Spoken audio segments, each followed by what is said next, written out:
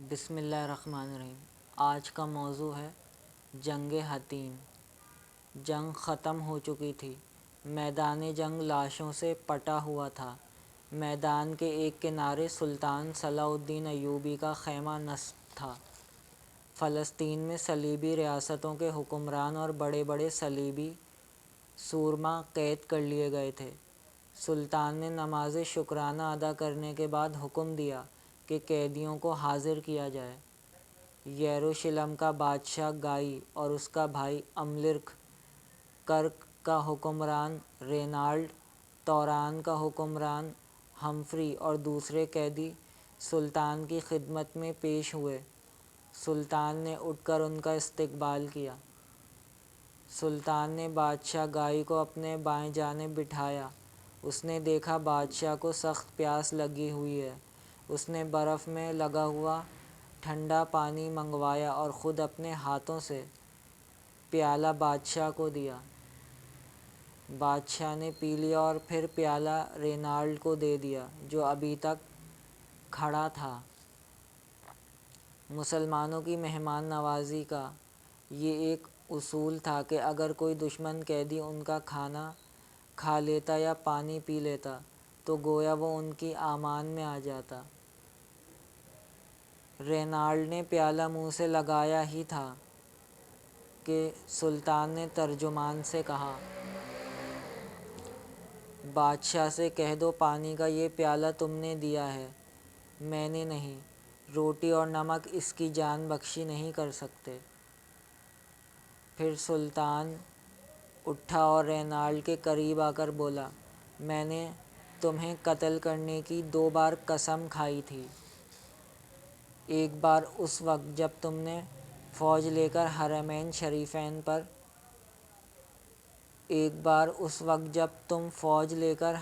شریفین پر چڑھ دوڑے تھے، اور دوسری بار اس وقت جب تم نے حاجیوں کے ایک قافلے کو لوٹ لیا تھا۔ تم نے اس قافلے کے قیدیوں سے کہا تھا، اپنے نبی صلی اللہ علیہ وسلم کو بلاؤ جو مجھ سے تمہارا انتقام لیں۔ لو اب اپنے آقا کا غلام صلاح الدین تم سے انتقام لیتا ہے۔ سلطان نے تلوار نیام سے نکالی اور رینالڈ کا سر ایک ہی وار سے قلم کر دیا۔ شاہ گائی یہ منظر دیکھ کر کانپنے لگا۔ اس نے سمجھا اب میری باری ہے، مگر سلطان نے اسے تسلی دی، بادشاہ بادشاہوں کو قتل نہیں کرتے، مگر یہ شخص تو دھوکے بازی اور گستاخی کی تمام حدیں پھیلانگ گیا تھا۔ پھر سلطان نے احکام جاری کیے کہ کسی بھی مسیحی امیر سے قید کے دوران میں برا سلوک نہ کیا جائے۔ ہاسپٹل اور ٹیمپل کے کوئی 200 سورما قید ہوئے تھے، ان سب کو قتل کر دیا گیا۔ باقی قیدیوں کو دمشق بھیج دیا گیا اور خود سلطان اپنا لشکر لے کر بیت المقدس کی طرف بڑھا۔ حطین کی اس جنگ کا شمار اسلامی تاریخ کی ان لڑائیوں میں ہوتا ہے جنہوں نے تاریخ کا نقشہ پلٹ دیا۔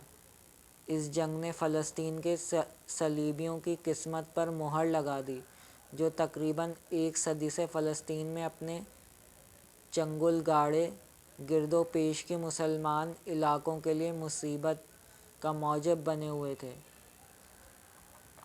اس جنگ سے پہلے ان کا رویہ سخت جارحانہ تھا، لیکن اس کے بعد نہ صرف بیت المقدس ان کے ہاتھوں سے نکل گیا بلکہ وہ دفاعی پوزیشن اختیار کرنے پر مجبور ہو گئے۔ یورپ کے بادشاہوں نے اس دفاعی پوزیشن کو پھر سے جارحانہ انداز میں بدلنے کی بارہا کوشش کی، مگر ناکام رہے۔ یہاں تک کہ فلسطین کے بچے کچے علاقوں سے بھی انہیں اپنی بساط لپیٹنی پڑی۔ صلیبی جنگوں کا آغاز جون 1097 میں ہوا، جبکہ صلیبی افواج ایشیائے کوچک کو پامال کرتی ہوئی بلاد شام و فلسطین میں داخل ہو گئیں اور انطاکیہ کا محاصرہ کر لیا۔ 4 مہینے کے محاصرے کے بعد انطاکیہ سرنگوں ہو گیا۔ یہ وہ عہد تھا جب مسلمانوں میں تفرقہ برپا تھا۔ کوئی مرکزی قوت ایسی نہ تھی جو انہیں متحد و متفق رکھ سکتی۔ ایک سرے سے دوسرے سرے تک چھوٹی چھوٹی ریاستیں تھیں جن کے حکمران ہمیشہ آپس میں لڑتے رہتے تھے۔ یورپ سے امٹتا ہوا یہ سیلاب بلاخیز بھی جو ایک راہب پطرس نے اٹھایا تھا انہیں متحد نہ کر سکا۔ اس لیے صلیبی افواج نے جس طرف بھی رخ کیا، جو مقابلہ بھی ہوا، انفرادی سطح پر ہر جگہ کے مسلمانوں نے خود کیا۔ اس کا نتیجہ یہ ہوا کہ صلیبی قلعوں اور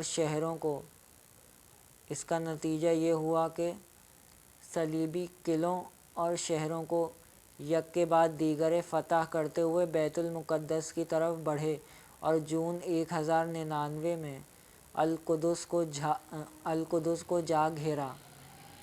بیت المقدس اس زمانے میں مصر کے فاطمیوں کے ماتحت تھا۔ فاطمی گورنر اپنی افواج لے کر مقابلہ کیے بغیر اسکلان کی طرف پسپا ہو گیا۔ اب میدان میں صرف اہل شہر رہ گئے، یا پھر وہ مجاہدین جو بیت المقدس کو بچانے کے لیے نزد و دور سے اہل شہر کے ساتھ آ ملے تھے۔ ان لوگوں نے آخر دم تک اس مقدس شہر کی مدافعت کی۔ آخر صلیبی شہر پناہ توڑ کر اندر داخل ہو گئے اور قتل عام شروع کر دیا۔ 70,000 مدافعین مارے گئے۔ شہریوں کا تو کوئی انت شمار نہ تھا۔ مسجد اقصیٰ میں گھٹنوں گھٹنوں خون جمع ہو گیا تھا۔ بیت المقدس کو صلیبیوں نے اپنے مفتوحہ علاقوں کا مرکز قرار دے کر ارض شام میں صلیبی سلطنت قائم کر لی۔ اس سے پہلے وہ انطاکیہ اور الروحہ میں 2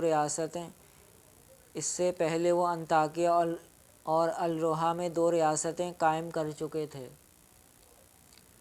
اب وہ گرد و پیش کے علاقوں کی طرف بڑھے اور 1109 عیسوی تک انہوں نے طرابلس اور اس کے نواحی علاقوں پر اپنا تسلط مکمل کر لیا۔ اس طرح چوتھی صلیبی ریاست قائم ہو گئی۔ 13 برس کے قلیل عرصے میں صلیبی سارے ساحل اور شام اور فلسطین کے بہت بڑے علاقے پر قابض ہو گئے۔ ساحل پر قبضہ کرنے سے یورپ کے ساتھ ان کے روابط قائم تھے، جہاں سے انہیں مسلسل کمک پہنچ رہی تھی۔ ان کی بڑھتی ہوئی قوت سے رفتہ رفتہ مشرق وسطیٰ کے تمام علاقے خطرے میں پڑ گئے۔ دمشق و عراق تو ان کی غارت گریوں کی باقاعدہ آماج گاہ بن گئے۔ بیت المقدس کا سقوط اور اس کے بعد صلیبیوں کا بڑھتا ہوا خطرہ بھی مسلمان حکمرانوں کو خواب غفلت سے بیدار نہ کر سکا۔ تاہم جہاں تک مسلمان عوام کا تعلق تھا، ان کے اندر بنیان مرصوص بن کر صلیبیوں کا مقابلہ کرنے کی تڑپ پیدا ہو گئی۔ جگہ جگہ مختلف جماعتیں اور تنظیمیں وجود میں آ گئیں۔ ان جماعتوں کے کارکن مسجدوں، بازاروں اور چوکوں میں لوگوں سے خطاب کرتے اور انہیں جہاد پر ابھارتے۔ اس جد و جہد سے رفتہ رفتہ لوگوں میں زندگی کا شعور بیدار ہونے لگا۔ عوام و خواص یہ سمجھنے لگے کہ صلیبیوں کا یہ رسوا کن عذاب ان پر خود اپنے کرتوتوں کی بنا پر نازل ہوا ہے۔ چنانچہ ان کے اندر ایسے لوگ اٹھ کھڑے ہوئے جنہوں نے صلیبیوں سے براہ راست ٹکر لی اور مختلف میدانوں میں انہیں شکست فاش دی۔ موصل کا امیر مودود پہلا شخص تھا جو میدان میں آیا۔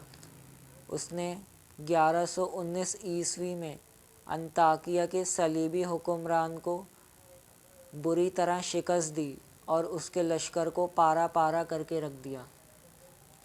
اسی زمانے میں ماردین کے امیر نجم الدین الغازی نے جنوبی حلب میں قسطون کے قریب ایک اور صلیبی لشکر کو زبردست شکست دی۔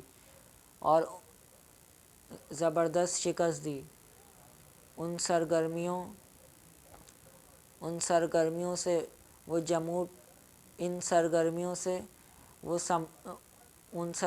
سے وہ جمود ٹوٹ گیا جو مسلمان امراء اور عوام پر طاری تھا۔ اگلے 60 برس صلیبیوں کے ساتھ مسلسل جنگ و قتال میں گزرے۔ ابتدا میں چند سال مختلف مسلمان امراء نے جہاد کی قیادت کی، پھر زنگی خاندان مرکزی حکومت بن کر ابھرا۔ عماد الدین زنگی نے پہلی بار باقاعدہ منصوبہ بندی کے ساتھ صلیبیوں کے خلاف جد و جہد شروع کی اور الرحا فتح کر کے ان پر بھرپور ضرب لگائی۔ الرحا کے ہاتھ سے نکل جانے کی خبر یورپ پہنچی تو صلیبی افواج کی نئی یلغار شروع ہو گئی۔ ادھر فتح سے حوصلہ پا کر ہزاروں مسلمان عماد الدین کے پرچم جہاد کے نیچے جمع ہو گئے۔ بس آج کے لیے اتنا ہی۔